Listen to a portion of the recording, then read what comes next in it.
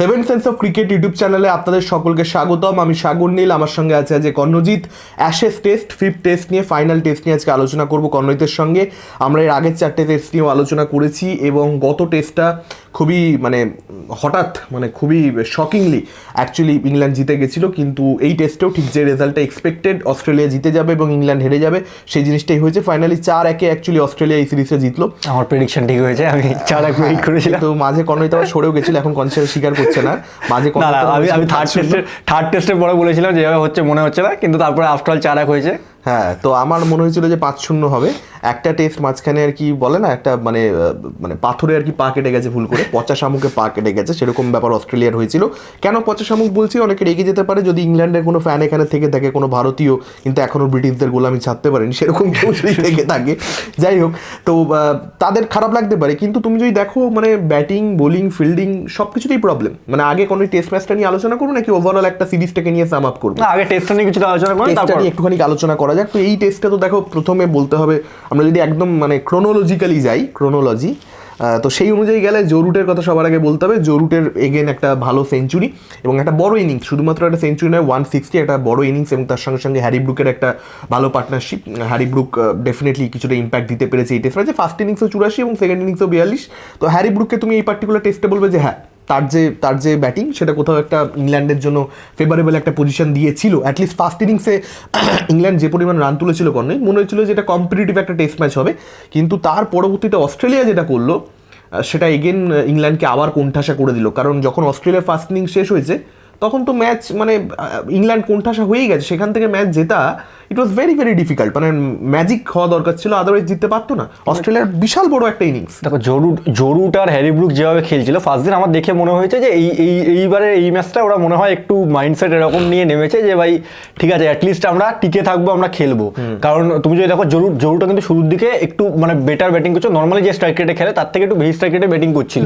এবং সেমলি আমরা হ্যারি ব্রুকের থেকে যেটা দেখতে পাই, হ্যারি ব্রুক একটু বেশি স্ট্রাইক রেটে খেলে, সেটা তুমি দেখবে প্রথম 50 রান অব্দি কিন্তু হ্যারি ব্রুক মোটামুটি একটা ঠিকঠাক খেলছিল, একদম কম স্ট্রাইক রেটে বলবো না, কিন্তু যেরকম হ্যারি ব্রুক অ্যাকচুয়ালি খেলে অতটা স্ট্রাইক রেটেও খেলছিল না। তুমি 50-এর পর থেকে দেখবে রোলটা রিভার্স হয়ে যায় কাইন্ড অফ। জরুট আবার একটু ব্যাকফুটে চলে আসে, একটু সময় নিয়ে ধরে খেলা আরম্ভ করে এবং ব্রুক তখন আবার মারা আরম্ভ করে।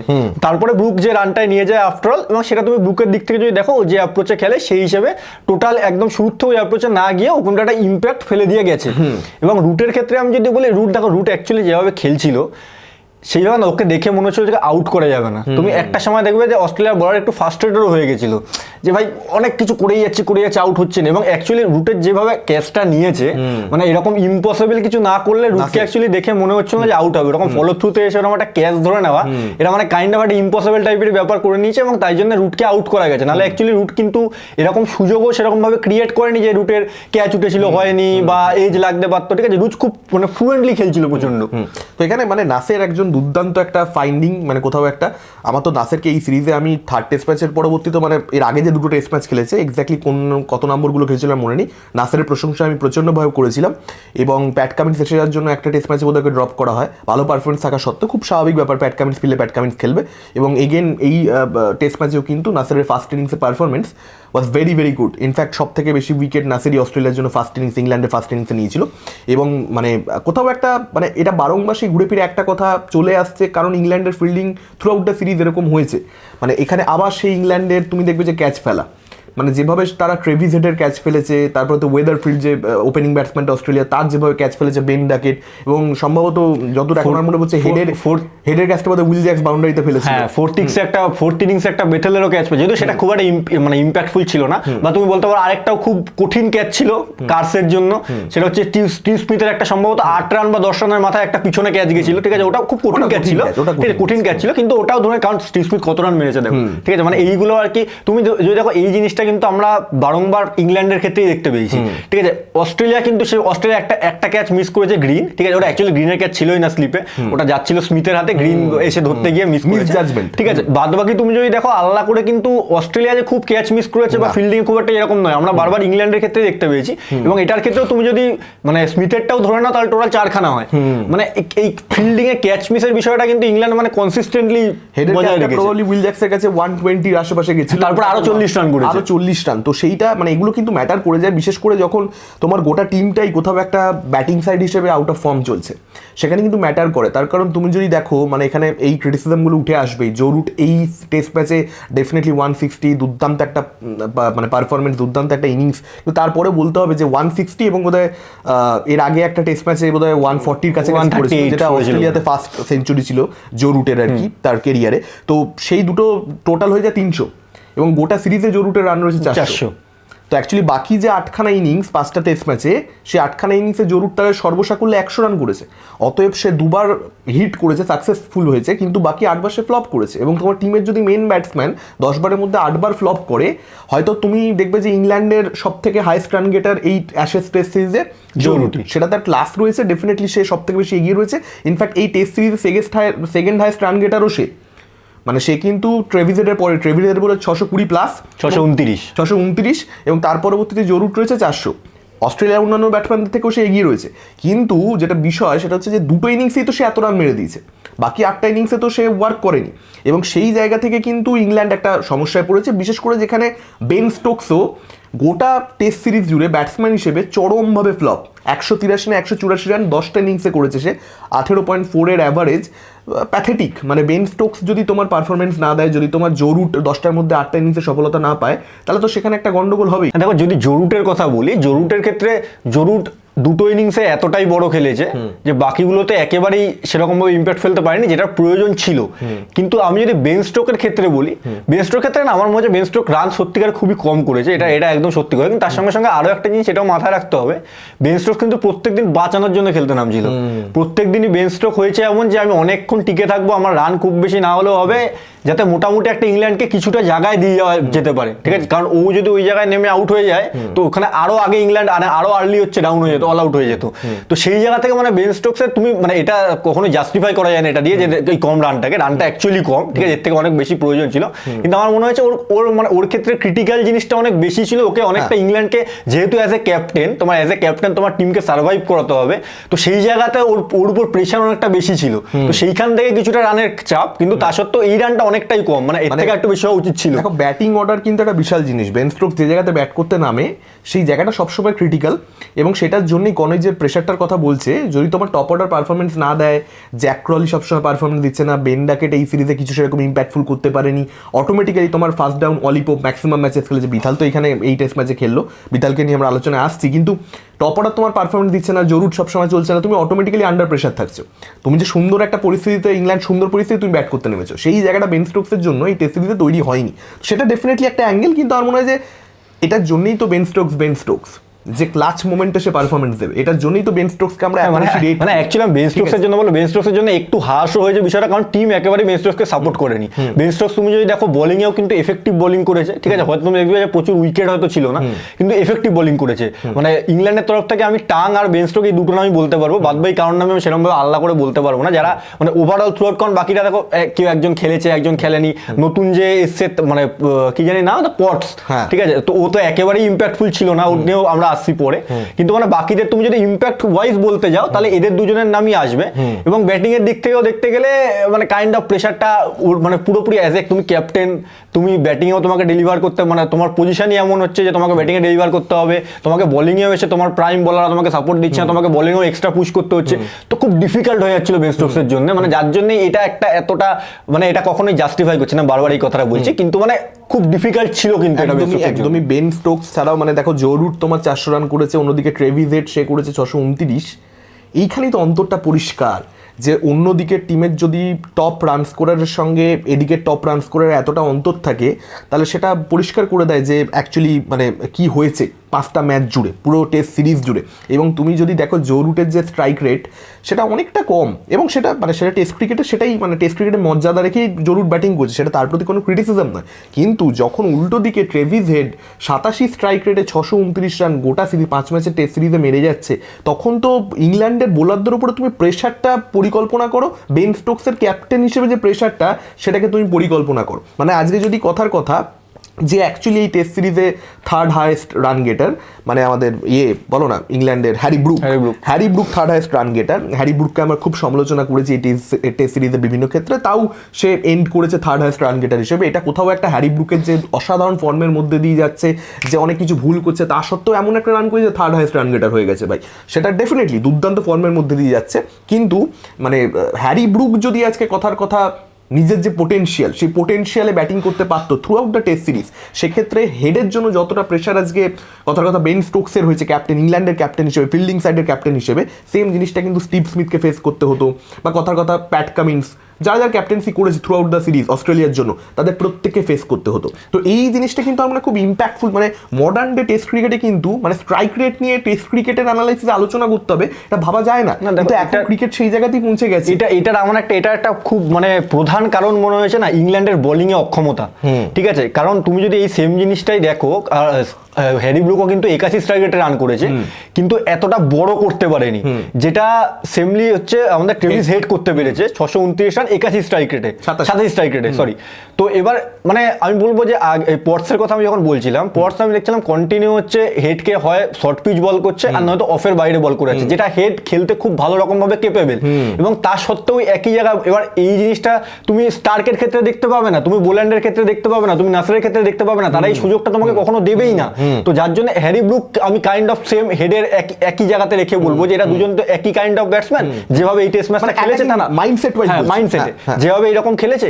তো সেখানে বোলারদের এরা অস্ট্রেলিয়ার বোলাররা যে ইম্প্যাক্টটা রাখতে পারছে, সেই ইম্প্যাক্টটা ইংল্যান্ডের বোলাররা রাখতেই পারছে না। এটাই এক্স্যাক্টলি যেটা কর্নেট বলতে চাইছে আমার মনে হয়, যে সেম বোলিং লাইন আপ দুটো ব্যাটসম্যান ফেস করছে না, মানে হেড একটা অনেক অনুন্নত বোলিং লাইন আপ ফেস করছে, এবং সেখানে ডেফিনেটলি হেডের সেই যে অ্যাটাকিং মোডটা সেটা জাস্টিফাইবল হয়ে যাচ্ছে এই বোলিং লাইন আপ এগেইনস্টে। কারণ তুমি যদি দেখো ইংল্যান্ডের এই বোলিং লাইন আপ, মানে অ্যাকচুয়ালি এই যে টেস্ট সিরিজটা, সেটা ইংল্যান্ডের এই যে সেটা বাসবল বলো বা ম্যাককালাম স্টোকস এরা বলো, যে কাঠামোটা, সেই কাঠামোটা যে কতটা দুর্বল, কঙ্কালটা, সেটা একদম পরিষ্কার করে দিল। আমরা ফিল্ডিং মিস নিয়ে অলরেডি আলোচনা করেছি, through out the test series আমরা ফিল্ডিং মিস দেখতে পেয়েছি। আচ্ছা, ব্যাটসম্যান নিয়ে আমরা অলি পোপ সে ফর্মে ছিল না, তোমার নাম্বার 3 যদি তোমার টেস্ট সাইডে তোমার যদি ওয়ার্ক না করে, তাহলে তো প্রবলেম আছে বস। অলিপপ দেখো, অলিপের কথা উঠলে যখন, অলিপপ হচ্ছে মোটামুটি তুমি ধরে নাও যে ইংল্যান্ড টেস্ট থেকে বাদই পড়ে গেল, কারণ বিথেল যে ইনিংসটা খেলে দিয়েছে, এবং বিথেল অনেক ওভার বলও করেছে, হ্যাঁ, তো ওই জায়গা থেকে বিথেলের স্পটটা ফিক্স হয়ে গেল। একদম আমরা বিথালের ইনিংসটা নিয়ে আলাদা করে আলোচনা করব, কিন্তু আমি যেটা বলছিলাম যে তোমার ফিল্ডিং, তোমার দুর্বলতা গোটা সিরিজে দেখতে পাওয়া গেছে, ক্যাচ মিস হচ্ছে, সেটার দিকে আলাদা করে ফোকাস দিতে হবে ইংল্যান্ডকে আমার মনে হয়, যদি ভবিষ্যতে উন্নতি করতে হয় টেস্ট ক্রিকেটে। এবং তার সঙ্গে সঙ্গে বোলিং লাইন আপ তুমি যদি দেখো, আমরা ব্যাটিং নিয়ে কথা বললাম, অলি পোপ, ডাকেট, ক্রলি যথেষ্ট সাউন্ডেড নয়, ক্রলি কিন্তু এখনো ব্যাটিং দিয়েই যাচ্ছে, এবং এই অ্যাশেজ সিরিজে কিন্তু কিছু ইনিংস কিন্তু ক্রলির অ্যাকশন করেনি, কিছু ইনিংস কিন্তু ক্রলির রয়েছে ডেফিনেটলি, যেটা কিন্তু অ্যাকচুয়ালি ভালো ছিল, ঠিক আছে, কিছু ইনিংস কিন্তু খেলেছে সেও ভালো, এটা অস্বীকার করা যাবে না, একদম যে পারফরমেন্স দেয়নি সেরকম ব্যাপার কিন্তু নয়। এবং তার সঙ্গে সঙ্গে বোলিং লাইন আপ প্রচণ্ড দুর্বল, সেটা ভারতবর্ষের সঙ্গে সিরিজে যখন ভারত ইংল্যান্ডে গেল তখন আমরা পরিষ্কার বুঝতে পেরেছি, এখানেও বুঝতে পারা যাচ্ছে। মানে তোমার বোলিং লাইন আপ যদি হয় যে কার্স রয়েছে, টাং রয়েছে, বেন স্টোকস, আর্চার, অ্যাটকিনসন কখনো খেলছে কখনো খেলছে না, সেটা ওয়ার্কলোড ম্যানেজমেন্টের ইস্যুর জন্যে। আফটার অল যে বোলিং লাইনটা তোমার যদি এটা হয় যে পটস কেনে খেলাতে হচ্ছে এবং সে 6-এর কাছাকাছি ইকোনমিতে রান দিচ্ছে প্রথম দিনে, তাহলে তো জিনিসটা খুব প্রবলেমেটিক। তার মানে কি তোমার 3টে ডিপার্টমেন্টের কোনো ডিপার্টমেন্টই তুমি অস্ট্রেলিয়ার সঙ্গে কম্পিট করতেই পারছো না। মানে দেখো ওপেনিংয়ে ট্রেভিস হেড যেটা করে দিয়েছে, আমি বলবো যে ইংল্যান্ড না সবার প্রথমে যেখানে মানে ফ্লপ খেয়েছে, যে জায়গাটা সর্বপ্রথম হচ্ছে ওপেনিং, টপ থ্রি সেরকম ভাবে পারফর্মই করতে পারেনি। ক্রলিকে আমি বলবো যে একটু বেটার এদের 3 জনের মধ্যে। ইভেন ডাকাতেরও তুমি যদি দেখো, ডাকাতের আমরা ফুট মুভমেন্ট নিয়ে প্রবলেম, এটা আমরা এর আগেও বলেছিলাম। এবার যদি এটারও ফার্স্ট ইনিংসে দেখো, ফার্স্ট ইনিংসে যখন ডাকাত ব্যাট করেছে, সেম আউট হয়েছে, ওটা ফ্রন্ট ফুটে খেলবে না ব্যাক ফুটে খেলে বুঝতে পারেনি, খোঁচা লেগে আউট হয়ে গেছে, ঠিক এই প্রবলেমটা ডাকাতের ক্ষেত্রে বারবার ঘটছে। তো এই জায়গাটা আমাদের ডাকাতকে ওয়ার্ক করতে হবে, এবং টপ 3 এর মধ্যে এই যে প্রবলেমটা, সেটা ইংল্যান্ড মানে অস্ট্রেলিয়ার ক্ষেত্রে দেখা যাচ্ছে না বলে ওরা কিন্তু একটা বড় স্কোর খাড়া করতে সম্ভব মানে হচ্ছে। তো সেটা মানে অবভিয়াসলি জো রুটকে এসে নিচে খেলতে হচ্ছে বা হ্যারি ব্রুককে খেলতে হচ্ছে, ঠিক আছে, তো মানে অনেকটা বেশি মিডল অর্ডার ভিত্তিক হয়ে যাচ্ছে, মানে ওপেনাররা তুমি ধরে রাখছো, ওপেনাররা কিছু করবেই না, এরকম কাইন্ড অফ একটা হয়ে যাচ্ছে, যেটা অস্ট্রেলিয়ার ক্ষেত্রে হচ্ছে না। এগুলো অ্যাকচুয়ালি মানে কি বলে, একটা যে টিম স্পোর্টস, সেটাই আমাদের যে আলোচনা, সেটা মোদ্দা কথা এটাই ঘুরে ফিরে দাঁড়াচ্ছে, যেটা টিম স্পোর্টস। কিন্তু বেন স্টোকস তোমাকে এসে সবসময় ক্লাচ মোমেন্ট থেকে বের করে দেবে, দুর্দান্ত পারফরমেন্স দিতে, এটা হতে পারে না। তোমাকে বেন স্টোকসকেও একটা স্টেজ দিতে হবে। সব ম্যাচে সেটা দেওয়া পসিবল নয় টপ অর্ডারের পক্ষে, কিন্তু 5টার মধ্যে 3টেতে তো এক্সপেক্ট করা যায় যে বেন স্টোকস একটা কমফোর্টেবল স্টেজ পাবে, যেখানে সে তার ইনিংসটাকে নিজের মতো করে একটা ব্যাটসম্যান হিসেবে স্বয়ংক্রিয়ভাবে বিল্ড করবে। সবসময় যদি তাকে ভাবতে আমার টিমের এটার দরকার, আমাকে এটা ডেলিভার করতে হবে, মানে এইটা কিন্তু এত রানে আমাকে নিয়ে যেতেই হবে, মানে একটা ফ্রি ফ্লোয়িং খেলা, যেটা একটা ব্যাটসম্যান যে আমি এরকম ভাবে খেলি, আমি এরকম ভাবে খেলবো, যতক্ষণ খেলতে পারি খেলবো, সেই জিনিসটা স্টোকস পাচ্ছেই না। যেটা একজন অ্যালেক্স কেরি বা একজন স্টার্ক লোয়ার অর্ডারে নেমে পাচ্ছে, বা একজন স্টিভ স্মিথ মিডল অর্ডারে নেমে পাচ্ছে অস্ট্রেলিয়ার জন্য, কারণ ট্রেভিস হেড ওরকম একটা স্টার্ট তাকে দিয়ে দিচ্ছে। তো অ্যাকচুয়ালি তোমার বোলিং যেই মুহূর্তে উইক হয়ে যাবে, তোমার বোলিং উইক হওয়া মানে উল্টো দিকের ব্যাটসম্যানরা বেশিক্ষণ খেলছে, বেশি ওভার খেলছে, বেশি বল ফেস করছে, তখনই তোমার ব্যাটসম্যানরাও কিন্তু তাদের ফিল্ডিং দুদিন ধরে করছে, ক্লান্ত হচ্ছে, এবং বোলাররা ক্লান্ত হলে সেকেন্ড ইনিংসে তোমার সেটার জন্য প্রবলেম হবে। তো এটা কিন্তু একটা বড় সিরিজে মেবি 1-2 টেস্টে এগুলো ম্যাটার করে না, কিন্তু 5 টেস্টের যখন সিরিজ হচ্ছে তখন কিন্তু এই প্রত্যেকটা ফ্যাক্টর অ্যাকচুয়ালি ম্যাটার করে যায়। কারণ তুমি যতই বলো না কেন, ঠিক আছে পুরুষ মানুষ এই একদম বাকদম, কিন্তু দিনের শেষে কিন্তু এই যে ওয়ার্কলোডের বিষয়টা, এটা কিন্তু তোমার যে মানে এনথুয়াজিজম, এটা কিন্তু ম্যাটার করে যায়। মানে তোমার যদি শরীরে এনার্জি না থাকে, তুমি তাহলে ডেলিভার করবে কীভাবে? তোমার ইচ্ছা শক্তি যতই থাকুক না কেন, একটা সময় পরে কিন্তু ফেল করে। তো সেইটা কোথাও আমার মনে হয় যে এই টেস্ট সিরিজে, কারণ তুমি যদি দেখো মানে 5th টেস্টে মানে 3-0 হয়ে গেছে, তারপরে 3-1 হয়েছে কোনোভাবে, 3-2 করলে একটা সম্মান নিয়ে ফিরতো বেন স্টোকস, ব্রেন্ডন ম্যাককালাম, যে ঠিক আছে টিমটাকে। কারণ আমার মনে আছে যখন এই টেস্ট সিরিজ শুরু হচ্ছে, তখন এরকম অনুমান করা হয়েছিল যে ইংল্যান্ড মেবি এই অ্যাশেজ জিতে যাবে, এবং বহু বছর বাদে 2010-এর পরবর্তীতে অস্ট্রেলিয়া থেকে ইংল্যান্ড টেস্ট সিরিজ জিতে ফিরবে, কারণ এই টিমটার মধ্যে সেই পোটেনশিয়ালটা অনেকে দেখছিল। আমার যদি যথেষ্ট ডাউট ছিল এই বোলিং লাইন আপনি কী করবে ইংল্যান্ড, সত্যি বলছি আমি, কিন্তু সেটা অনেকের মনে হয়েছিল। কিন্তু সেটা 3-2 হলে তবু বলা যেত একটা মান সম্মান রক্ষা হতো। তারপরেও যদি তুমি ক্যাচ মিস করো, তো কোথাও একটা কিন্তু আমার মনে হয় যে, যেটা নিয়ে আমরা আগেও আলোচনা করছি, ড্রেসিং রুমের ভেতরেও কিছু প্রবলেম রয়েছে। যখন একটা টিম রাফ ফেজের মধ্যে দিয়ে যায়, তখন কিন্তু সেটার একটা মানে মেন্টাল গেমও কিন্তু থাকে। শুধুমাত্র ব্যাপারটা যে না আমাদের খাতায় কলমে হচ্ছে না বা মাঠে গিয়ে এক্সিকিউট করতে পারছি না, এর সঙ্গে সঙ্গে একটা মেন্টাল গেম কিন্তু ইনক্লুড রয়েছে বলে আমার মনে হয়। অ্যাকচুয়ালি ইংল্যান্ডের টিমের মধ্যে কিন্তু আমরা চেঞ্জেসও অনেক দেখতে পেয়েছি। তুমি দেখেছো উইল জ্যাসকে একবার 3-এ পাঠানো হয়েছে, তারপর উইল জ্যাসকে নিচে নামিয়ে দেওয়া হয়েছে, আবার ওখানে পোপের জায়গায় বেথেল ঢুকেছে, ঠিক আছে, এদিকে অ্যাটকিনসন আসছে মানে খেলছে না, তারপরে আবার আর্চার আসছে, তারপরে আর খেলছে না। তো এই জিনিসগুলো ঘটেছে। এবং আমি আরো একটা জিনিস বলবো, ইংল্যান্ডের যখন সম্ভবত 323-এ 6 ছিল, সেখান থেকে তারা এন্ড করেছে 384-তে। সেমলি তুমি যদি অস্ট্রেলিয়ায় যাও, অস্ট্রেলিয়ার 366-তে সম্ভবত 6 ছিল, তারা এন্ড করে হচ্ছে 567-তে সম্ভবত। একটা 200 রানের গ্যাপ এখানে, মানে একই সেম পজিশন থেকে তুমি যদি দুজনকে দেখো, 200 রানের গ্যাপ। সেখানে ওয়েবস্টার হচ্ছে 71 নট আউট, এবং তুমি যদি দেখো নেসার, সেও এসে কিন্তু 90টা বল খেলে দিয়ে গেছে, ঠিক আছে, নাইট ওয়াচম্যান হিসেবে সে 90 বল খেলে দিয়ে গেছে। তো মানে এই যে তুমি যখন মানে বড় টিমের সঙ্গে খেলতে যাচ্ছ, তখন তোমার লোয়ার অর্ডারেও যে কতটা স্ট্রং এবং স্ট্রং তোমাকে রাখতেই হবে এদের সাথে কম্পিট করার জন্য, এই জিনিসটা কিন্তু পরিষ্কার বুঝছে। কারণ 6 থেকে 10 4 উইকেটে 200 রানের একটা মানে রানস এসছে, এত রানস, এটা কিন্তু হিউজ রান। এবং নাইট ওয়াচম্যান 90 বল খেলে দেওয়া মানে তোমার একটা ফ্রাস্ট্রেশন অপোনেন্টের মধ্যে ওয়ার্ক করে কিন্তু। হ্যাঁ, একে আমি 3-1 ডাউন, তার মধ্যে নাইট ওয়াচম্যান এসে ভালো ভালো ড্রাইভ খেলেছে ভাই, আমি দেখেছি, আমি দেখে অবাক হয়ে যে কত সুন্দর খেলছে। নেসার খুবই একটা মানে একটা খুব ইন্টারেস্টিং অ্যাসপেক্ট এই সিরিজে আমরা সেটা প্রমাণিত হয়ে গেল। তার সঙ্গে সঙ্গে ওয়েবস্টারের কথা এখানে বলতে হবে। ওয়েবস্টার যেরকম অফ স্পিন করেছে সেকেন্ড ইনিংসে, যেরকম মানে প্রথম কথা হচ্ছে প্লেয়ারটার হাইট রয়েছে, এবং যে কারণে অস্ট্রেলিয়াতে এমনি উইকেটে বাউন্স থাকে, তার মধ্যে হাইটের জন্য একটা বাউন্স পাচ্ছে, তার সঙ্গে যখন স্পিন হচ্ছে 4th পিচে, তখন সেটা ব্যাটসম্যানদের জন্য ডিফিকাল্ট হবে, এবং সেটার রেজাল্টেই ও 3টে উইকেট পেয়েছে, পরিষ্কার বুঝতে পারা যাচ্ছে। ইনফ্যাক্ট এখানে আমি আরও একজন বোলারের কথা বলবো, যে খুব একটা অফ স্পিনার হিসেবে ইন্টারেস্টিং, যে খুব ভালো করেছে গোটা সিরিজ জুড়ে বলবো না, ইংল্যান্ড চেয়েছিল ভালো করুক কিন্তু হয়নি, উইল জ্যাক্স যে বলটা স্টিভ স্মিথকে আউট করেছে, দুর্দান্ত। স্টিভ স্মিথের রিঅ্যাকশন দেখলে তুমি বুঝতে পারবে যে ওটা কতটা ভালো বল ছিল একদমই। এবং এখানে আমাদের সবার আগে প্রশংসা করা উচিত ছিল, কিন্তু আমরা অনেকটা আলোচনা ঘুরিয়ে ফেলেছি, কিন্তু প্রশংসা করিনি বিথাল কিন্তু অ্যাকচুয়ালি 5th টেস্টে এসে দেখালো যে ইংল্যান্ডের কী ধরনের ব্যাটসম্যান অ্যাকচুয়ালি প্রয়োজন ছিল, যে টেস্ট ক্রিকেটটাকে টেস্ট ক্রিকেটের মতো করে দেখে, রেসপেক্ট দেয়, ভালো বলে সে সেটাকে সম্মান দিতে জানে, ছাড়তে জানে, এবং সে খারাপ বল পেলে স্ম্যাশও করতে জানে। তো এই ধরনের ব্যাটসম্যান অ্যাকচুয়ালি ইংল্যান্ডের দরকার ছিল, বিথালকে পাওয়া গেছে, এটা ভীষণ ভালো হয়েছে। কিছু আবার হাতও ঘুরে দিতে পারে, ইনফ্যাক্ট হেডের উইকেটও নিয়েছে সে যখন কেউ নিতে পারছিল না হেডের উইকেট।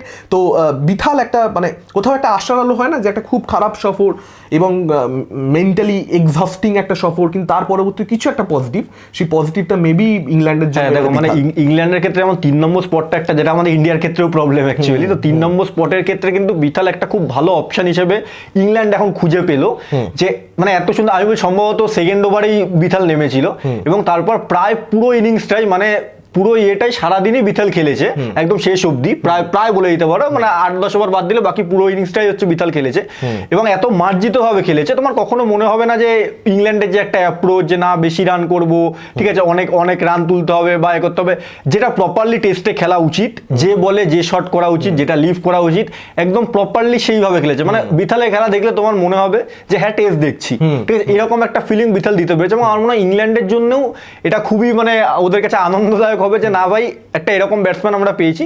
হতে পারে আমাদের অ্যাপ্রোচ একরকম, আমি জানি না ইংল্যান্ড এর পরেও সেম অ্যাপ্রোচে কন্টিনিউ করবে কিনা। আমি দেখছিলাম ম্যাককালামের একটা ইয়েতে, ম্যাককালাম সেখানে বলছিল যে আমাদের অ্যাপ্রোচে সবসময় যে ভুল আছে বা আছে সেটা আমি মানবো না, কিন্তু হ্যাঁ আবার আমি এরকমও স্টিক করে থাকবো না যে এইটাই আমাদের অ্যাপ্রোচ, তখন এইভাবেই খেলতে হবে। অবশ্যই সেখানে কিছু ড্রব্যাক আমরা এখন দেখতে পাই, সেগুলোর উপর আমরা ওয়ার্ক করবো। তো মানে এটা থেকে বোঝা যায় যে একেবারে তো এটা চেঞ্জ হয়ে যাবে এরকম নয়, কিন্তু সেই জায়গায় যদি এরকম প্লেয়ার একটা বিথাল বা জরুর তুমি বলতে পারো যেরকম ভাবে খেলে, তো এরকম প্লেয়ার যদি মাঝে মাঝে সঙ্গে 2-3জন থাকে যারা সাপোর্ট দিতে পারবে, তো সেক্ষেত্রে লাইন আপটা অনেক সুন্দর হবে। বিথালের মেডেন টেস্ট সেঞ্চুরি এবং অনেক কংগ্রাচুলেশন তাকে, এবং তার সঙ্গে সঙ্গে বলতে হবে আমাদের খাওয়াজার কথা, তার এটা লাস্ট টেস্ট ছিল এবং সে অবসর নিয়ে নিল। অসাধারণ একজন প্লেয়ার, এই টেস্ট ম্যাচে সে ভালো খেলতে পারেন, সেটা আলাদা বিষয়, সেটা হতেই পারে। খাওয়াজার লাস্টটা অ্যাকচুয়ালি আমি বলবো ভালো যায়নি, কারণ ফার্স্ট ইনিংস এরা ফুল টস বলে আউট হয়েছে, ঠিক আছে, ফুল টস বল মিস করেছে এবং সেখানে একটা প্লে ডাউন হয়ে গেছে।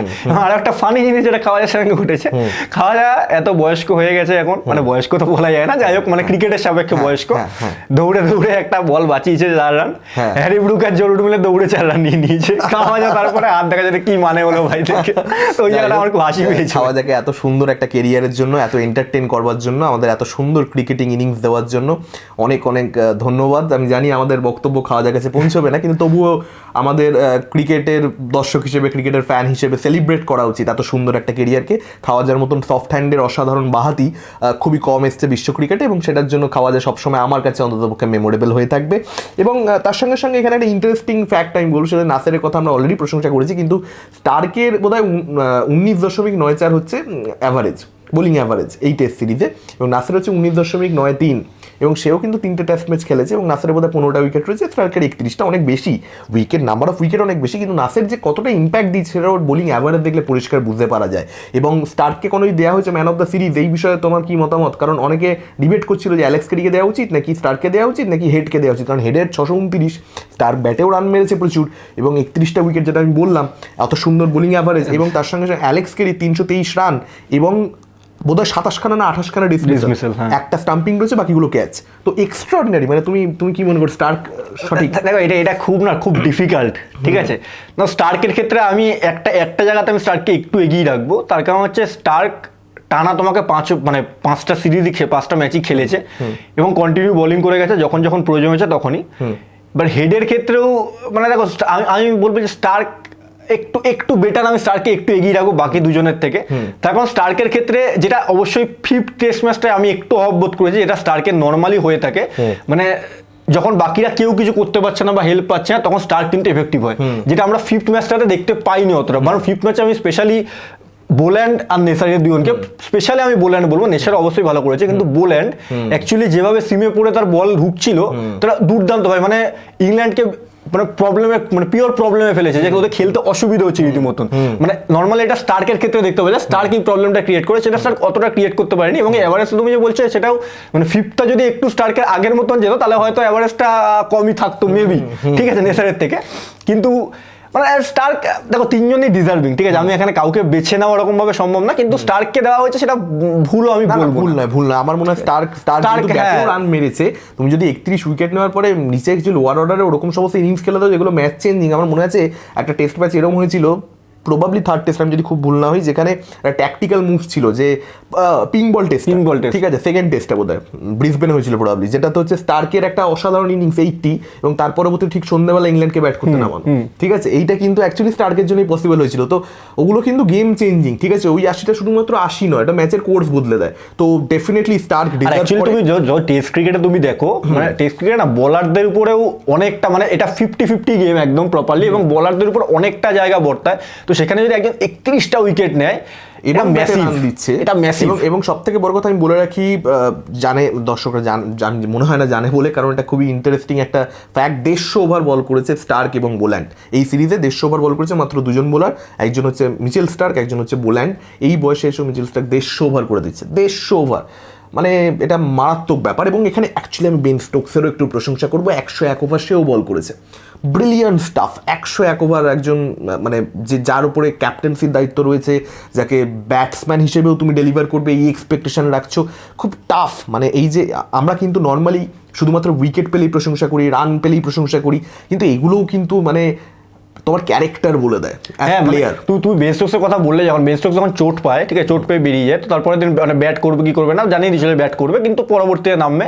তো অবশ্যই তো ওখানে উইল জ্যাক্স নামে একটা এত বাজে শট খেলে ভাই, মানে ওটা নেমে ওই শটটা খেলার কি মানে আমি বুঝলাম না। যখন তুমি দেখতে পাচ্ছ যে তোমার স্টোকসের মানে ইনজুরি রয়েছে, অবশ্যই সে নিজে মানে 100% দিয়ে ব্যাটিং করতে পারবে না, তো সেই সময় তোমার উপর দায়িত্ব থাকে যে তুমি আর একটু বেশি খেলে আসো, তুমি একটু মানে টিমের যখন কঠিন পরিস্থিতি তখন তোমাকে ব্যাট করতে হবে। তো তারপরে ওরকম একটা শট খেললো এবং স্টোকসও এসে তারপরে খেলতে পারলো না। তো মানে এই জায়গাগুলো আমার মনে হয় স্টোকস তারপরেও কিন্তু বল করেছে অ্যাকচুয়ালি।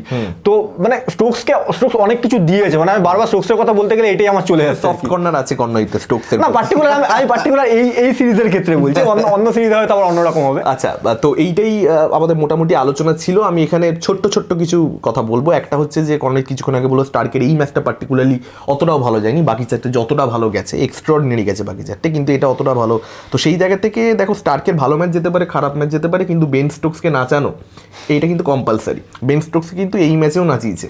মানে বেন স্টোকস আমি জানি না যে কেন এটার উপরে, কারণ এটা প্রথমবার এই সিরিজে হয়েছে তা নয়, স্টার্কের সঙ্গে বেন স্টোকসের ইস্যু বহুদিনের, এবং কেন এটাতে কাজ করছে না আমি ডেফিনেটলি দেখো, স্টার্ক যে স্পিডে বল করে এবং তারপরে যদি আউটসুইং হয়, এটা একটা বাহাতির জন্য যথেষ্ট ডিফিকাল্ট, কোনো অস্বীকার করবার জায়গা নেই। এবং এটা মানে শুধুমাত্র বেন স্টোকসের দুর্বলতার ব্যাপারটা সেরকমও নয়, এটা স্টার্কের ব্রিলিয়ান্স। সবই বুঝছি, অনেক বাহাতি সমস্যা পড়বে গোটা বিশ্ব জুড়ে, শুধুমাত্র বেন স্টোকস পড়েছে এরকম ব্যাপার নয়। কিন্তু আমার মনে হয় যে বেন স্টোকসের মতো ব্যাটসম্যানের থেকে, প্লেয়ারের থেকে যে ক্যারেক্টার বেন স্টোকসের, তাতে করে কিন্তু এই জায়গাটায় বেন স্টোকস কাজ করে তবে অস্ট্রেলিয়ায় যাবে, এটা এক্সপেক্টেড ছিল, কিন্তু সেই জিনিসটা হতে দেখতে পেলাম না। এবং জেমি স্মিথ যার অ্যাওয়ে টেস্ট ম্যাচে কিন্তু পারফরমেন্স ভালো দেখতে পাওয়া যাচ্ছে না ইংল্যান্ডের জন্য, এটা একটা কনসার্নিং জায়গা। কারণ জেমি স্মিথের ইংল্যান্ডে হোমে অসাধারণ পারফরমেন্স, কিন্তু অ্যাওয়েতে পারফরমেন্স ভালো না। এবার এটা একটা ট্রিকি সিচুয়েশন সিলেক্টরদের জন্য, ক্যাপ্টেনের জন্য, কোচের জন্য, পুরো ম্যানেজমেন্টের জন্য অ্যাজ আ হোল, যে জেমি স্মিথকে নিয়ে তারা কি ভাবছে। কারণ ইংল্যান্ডে এরকম পারফরমেন্স, দুর্দান্তভাবে কেরিয়ারটা স্টার্ট হয়েছে, কিন্তু তারপরে অ্যাওয়েতে পারফরমেন্স তার ভালো নয়। তো মানে কি এখানে মানে জেমি স্মিথকে নিয়ে কী করা যায়? তুমি ওকে বাদও দিতে পারবে না, তোমাকে ওকে খেলাতে হবে, কারণ ওর পারফরমেন্স ও ডেলিভার করছে ইংল্যান্ডে এবং অ্যাওয়েতে গিয়ে কিছু করতে পারছে না। কিন্তু একটা জিনিস যেটা মরাল অফ দ্য স্টোরি টেস্ট ক্রিকেটের চিরকাল ছিল, চিরকাল থাকবে এবং এখনও আছে, সেটা হচ্ছে যে যদি তোমার অ্যাওয়েতে পারফরমেন্স ভালো না হয়, তুমি কিন্তু টেস্ট ক্রিকেটে বেশি দিন লাস্ট করতে পারবে না। বিশেষ করে ইংল্যান্ড, অস্ট্রেলিয়া, ইন্ডিয়া, এই ধরনের, মানে তোমার টেস্ট পারফরমেন্স কীরকম, তুমি টেস্ট প্লেয়ার কীরকম ব্যাটসম্যান হিসেবে, সেটা কিন্তু তোমার অ্যাওয়ের পারফরমেন্স দিয়ে জাজ করা হয়, চিরকাল তাই হয়েছে। হোমে কী করলে ডেফিনেটলি সেটাকে অ্যাপ্রিসিয়েট করা হবে, কিন্তু মূলত মানে আজকে বিরাট কোহলি বা আজকে কেন উইলিয়ামসন বা স্টিভ স্মিথ বা জো রুট, এদের কিন্তু অ্যাওয়ে পারফরমেন্স, জো রুট এত রান মেরেছে, কদিন বাদে হয়তো সচিন টেন্ডুলকারকে বিট করে যাবে, আমরা সেরকম সিচুয়েশনে দাঁড়িয়ে রয়েছি 2026 সালে এসে দাঁড়িয়ে। কিন্তু সেখানেও জো রুটকে একটা জিনিস নিয়ে প্রশ্ন করেছে, অস্ট্রেলিয়াতে টেস্ট সেঞ্চুরি নেই, সেটাকে নিয়ে ডিবেট হয়ে গেছে টেস্ট সিরিজ শুরু হয় কেন, কারণ অ্যাওয়েতে তোমার পারফরমেন্স চাই। তো সেই জায়গা থেকে আমরা জেমি স্মিথের এই জায়গাটা কিন্তু খুব কনসার্নিং। এবার দেখা যাক যে মানে জেমি স্মিথকে নিয়ে জেমি স্মিথকে আমার মনে হয় এখনো সুযোগ দেবে, কারণ জেমি স্মিথ প্রচন্ড আর্লি স্টেজে রয়েছে, খুব বেশি যে বাইরে খেলে উঠছে, ঠিক আছে, এরকমও নয়, এবং দেখো পোটেনশিয়াল তো রয়েছে, সেটা পরিষ্কার বোঝা গেছে। তো ঠিক আছে, মানে আমার মনে হয় একটু চান্স দেওয়া উচিত, মানে একেবারে যে খুব খারাপ খেলে ফেলেছে, একেবারে রান পায়নি এরকমও নয়। এই প্লেয়ারগুলো না, অ্যাকচুয়ালি তুমি দেখো এই টেস্ট ম্যাচে রান পেয়েছে 46 করেছে বোধহয় ফার্স্ট ইনিংসে, কিন্তু ব্যাপারটা হচ্ছে যে খুবই স্ট্রাগল করেছে ফার্স্ট ইনিংসে, তুমি দেখো, ঠিক আছে। তো দেখা যাক, মানে জেমি স্মিথের মতন প্লেয়াররা কিন্তু মানে এটা বাদ দেওয়ার খেলানোর এইটার কথা আমি বলছি না, আমি বলছি এদেরকে নিয়ে কিন্তু আলোচনায় বসতে হবে। এবং আমার মনে হয় যে এবার কিছু হার্শ ডিসিশন নিতে হবে। ক্রলির ওপরে ব্যাপারটা কিন্তু ইগোর চলে যাচ্ছে, মানে যে ইগোটার কথা আমরা গৌতম গম্ভীরের ক্ষেত্রে মানে করি, এক জায়গায় আনি যে ইগোইস্টিক, একে খেলাবোই নো ম্যাটার হোয়াট, গিলকে খেলিয়ে যাও T20 ফরম্যাটে, তারপর লাস্টে এসে চেঞ্জ করতে হচ্ছে। তো সেরকম চেঞ্জ এবার কিন্তু আমার মনে হয় যে এই ক্রলিকে নিয়ে বা পোপকে নিয়ে বোধহয় সিদ্ধান্ত অলরেডি নেওয়া হয়ে গেছে। কিন্তু আমার অ্যাকচুয়ালি মনে হয় যে এখানে অনেক কিছু চেঞ্জ হতে পারে, এবং বেন স্টোকসের ক্যাপ্টেন্সি নিয়েও কিন্তু টানাটানি পড়ে যেতে পারে, ঠিক আছে, কারণ অ্যাশেজ একটা খুব বড় ওদের কাছে ম্যাচ, তো সেখানে যদি এরকম কিছু ঘটনা ঘটে এবং ইংল্যান্ডকে যেখানে প্রায় কাইন্ড অফ দুর্মুষী করে দিয়েছে বলতে পারো তুমি, ঠিক আছে, তো সেই জায়গা থেকে কিছু বড় চেঞ্জেস অবশ্যই আসতে চলেছে বলে আমার মনে হয়। বেন স্টোকসের ক্যাপ্টেন্সি এখনো কনসার্নিং জায়গা আমার মনে হয় না বেন স্টোকসের, কারণ দেখো একটা ক্যাপ্টেন ততক্ষণই ভালো যতক্ষণ তার টিম, মানে এই টিমটাই খারাপ পারফরমেন্স দিয়েছে, মানে এরকম নয় যে শুধুমাত্র মানে ক্যাপ্টেন্সির ভুল, ট্যাকটিক্যাল ভুলের জন্য ইংল্যান্ড হেরেছে, মানে তুমি খাতায় কলমে তুমি যেরকমই দেখো না কেন, পরিষ্কার মাঠে নেমে বুঝতে পারা গেছে অস্ট্রেলিয়া অনেক প্রফেশনাল ক্রিকেট খেলেছে, মানে ওরা জিততে নেমেছিল, এটা পরিষ্কার বোঝা গেছে। আমি অ্যাকচুয়ালি বলছি অস্ট্রেলিয়ার সঙ্গে ইন্ডিয়ার যখন লাস্ট 2-3টে সিরিজ হয়েছে, সেখানে ইন্ডিয়া কম্পিটিটিভ ক্রিকেট এত বেশি ভালো খেলেছে বলে কিনা আমি জানি না, ইংল্যান্ড এত বাজে খেলছে বলে কিনা আমি জানি না, কি ব্যাপার, বা অ্যাশেজ বলে ওরা আলাদা করে গালা খাচ্ছে বলে কিনা আমি জানি না, অস্ট্রেলিয়াকে বিগত 3 সিরিজে, যেটা ইন্ডিয়াকে হারিয়েছে 3-1 হারলাম আমরা, গৌতম গম্ভীরের কোচিং এরাতেই গেল, রোহিত শর্মা প্রথম টেস্ট ম্যাচটা খেললো না, সেটা কথা আমি বলছি, লাস্টে গিয়ে নিজে ড্রপ করে দিল রোহিত শর্মা, সেখানেও অস্ট্রেলিয়াকে এতটা ডেডলি লাগেনি যতটা এই অ্যাশেজে অস্ট্রেলিয়াকে যতটা ডেডলি। অ্যাকচুয়ালি ইন্ডিয়া অনেক বেটার কম্পিট করেছে আমার মনে হয়, কারণ এখানে না আমার মনে হচ্ছে গোটা পুরো সিরিজ জুড়েই ইংল্যান্ড যেন মানে এসছে টিকে থাকার জন্য খেলেছে, যে আমাদের কোনো মতে সার্ভাইভ করতে হবে। অস্ট্রেলিয়া কিন্তু শুরু থেকে জেতার জন্য খেলেছে, তুমি যদি অ্যাপ্রোচ দেখো তুমি পরিষ্কার বুঝতে পারবে যে আমরা রান মারবো, আমরা জিতবো ভাই এনি হাউ। ইংল্যান্ডের ক্ষেত্রে হয়েছে ওরা যত রান করবে আমরা সেটাকে কোনো মতে ঠেকিয়ে দেবো, সবসময় ব্যাকফুটে ছিল, হ্যাঁ সবসময় ব্যাকফুটে ছিল, তুমি যে কোনো ম্যাচ তুলনা সব ম্যাচে তুমি দেখবে যে ব্যাকফুটেই ছিল ইংল্যান্ড, তো সেই রকম এফেক্ট ইংল্যান্ডের তরফ থেকে দেখাই যায়নি। আমি এখানে একটা জিনিস দিয়ে শেষ করবো, সেটা হচ্ছে ফার্স্ট টেস্ট ম্যাচে ট্রেভিসের ওই যে সেঞ্চুরিটা 204 চেস করতে নেমে, ওটা সিরিজের পুরো মানে একটা নকশা বলে না, নীল নকশা, সেই নকশা বদলে দিয়েছিল। ওই ইনিংসটা না থাকলে যে উইকেটটা ওটা ছিল, অস্ট্রেলিয়া কিন্তু চেস ডাউন নাও করতে পারতো। এটা আমি জানি খুব মানে কন্ট্রোভার্সিয়াল কথা বলছি, কারণ এত কম্প্রিহেন্সিভ উইন ছিল অস্ট্রেলিয়ার জন্য। ওটা নিয়ে আমরা ফার্স্ট ভিডিওটা দেখলেই বুঝতে পারবো, আমরা ওটা পরিষ্কার আলোচনা করেছিলাম, কিন্তু বড় টার্গেট অস্ট্রেলিয়া যখন ব্যাট করতে মনে হয়েছিল, মানে সেই যে হেডেড ইনিংসটা, আমি এটাই বারবার বলছি যে হেড কিন্তু ইম্প্যাক্ট স্টার্কের অনেক, হেডের ইম্প্যাক্ট কিন্তু মানে তুমি অস্বীকার করতেই পারবে না। হেড যে, আমি কেন জরুটে স্ট্রাইক রেট আর হেডের স্ট্রাইক রেটের কথা খানিকক্ষণ আগে বললাম, হেড যে স্ট্রাইক রেটে ব্যাটিং করেছে না, মানে এটা একদম বদলে দেয় পুরো মানে সিরিজটার পুরো, এটা মানে ভারসাম্য মানে বিঘ্ন করে দেয়। তো সেইটা আমার মনে হয় যে ট্রেভিস হেডকে সেই ক্রেডিট, মানে অ্যাকচুয়ালি এইরকম ভাবে খেললে বলাররাও ট্রাভেলড হয়ে যায় যে কোথায় বল করব, কিভাবে বল করব, এবং তাদেরকে অনেক বেশি ওভার্স বল করতে হচ্ছে, এরকম ভাবে তারা খাটিয়ে যাচ্ছে, এগুলো পুরো মানে টিমের উপরেই ইম্প্যাক্ট ফেলে অ্যাকচুয়ালি এরকম একটা innings. Very unlucky of Travis head যে এত এরকম ইম্প্যাক্টফুল। ট্রেভিস হেডের সম্ভবত আরো একটা রেকর্ড হয়েছে, আমি ভুলে গেছিলাম, ট্রেভিস হেড সম্ভবত ও টেস্ট ক্যারিয়ারে 7টা মাঠে খেলেছে, ও 7টা মাঠেই হচ্ছে 7খানা সেঞ্চুরি হলো অস্ট্রেলিয়া, ঠিক আছে। আর স্টিভ স্মিথ সম্ভবত সিডনিতে মনে হয় 5 নম্বর সেঞ্চুরি হলো ওর, রিকি পন্টিং মনে হয় হাইয়েস্ট হয়েছে 6টা, রিকি পন্টিং এর পরেই মানে আর একটা করলেই আর কি সমান হয়ে যাবে হাইয়েস্ট। এটা খুব স্বাভাবিক। আমি এই স্ট্যাটিস্টিক্সে, বিশেষ করে স্টিভ স্মিথের স্ট্যাটিস্টিক্সে একেবারেই অবাক নয়। Australian legend kind of test ক্রিকেটের ধীরে ধীরে সেই জায়গাতেই পৌঁছাচ্ছে, বা অলরেডিও বলে দেওয়া যেতে পারে মেবি স্টিভ স্মিথ যে স্ট্রেচারে ব্যাটার। তো এই নোটেই আমি এন্ড করছি যে অস্ট্রেলিয়া অনেক প্রফেশনাল ছিল ইংল্যান্ডের থেকে, এবং সেই জায়গা থেকেই তারা এই টেস্ট সিরিজটা জয়লাভ করেছে, এবং খুবই comprehensive win, by far better খেলেছে এবং বাই ফার রেজাল্টে জয়লাভ করেছে। একদম। তো এইটা দিয়ে থাম আপ করছি। আপনাদের মতামত কি এই টেস্ট সিরিজ সম্পর্কে, এই পার্টিকুলার টেস্ট ম্যাচটা সম্পর্কে? ইংল্যান্ডের কোন জায়গাগুলো শোধরানো উচিত? অস্ট্রেলিয়াকে এত ডেডলি আপনাদের কেন মনে হলো? সব কিছু নিয়ে কমেন্ট করে আমাদের জানান। ক্রিকেট লাভার বন্ধুদের সঙ্গে শেয়ার করে দিন এই পডকাস্টটা, আশা করি তারা এনজয় করবে। খুব ডিটেলসে আজকে আলোচনা হলো অ্যাশেজ নিয়ে। আমাদের দেশে কেউ করছে না, আমাদের দেশে অ্যাকচুয়ালি অ্যাশেজ নিয়ে কেউ কথা বলছে না, বোধহয় আমরাই একমাত্র ক্রিকেট চ্যানেল যারা, আমি জানি না, আমি হয়তো ছোট চ্যানেল আমাদের মতো যারা আছে তারা হয়তো কথা বলছে, আমাদের কাছে ভিডিও এসে পৌঁছাচ্ছে না, কিন্তু ছোটো চ্যানেলে, বড় চ্যানেলে কেউ কথা বলছে না। তো এটা খুবই আনলাকি একটা ব্যাপার। যাই হোক, আপনাদের মতামত কমেন্ট করে জানাবেন, শেয়ার করে দিন, হাইপ করে দিন, লাইক করে দিন, সাবস্ক্রাইব করে দিন। অনেক ধন্যবাদ। থ্যাংক ইউ, ভালো থাকবেন। Thank you.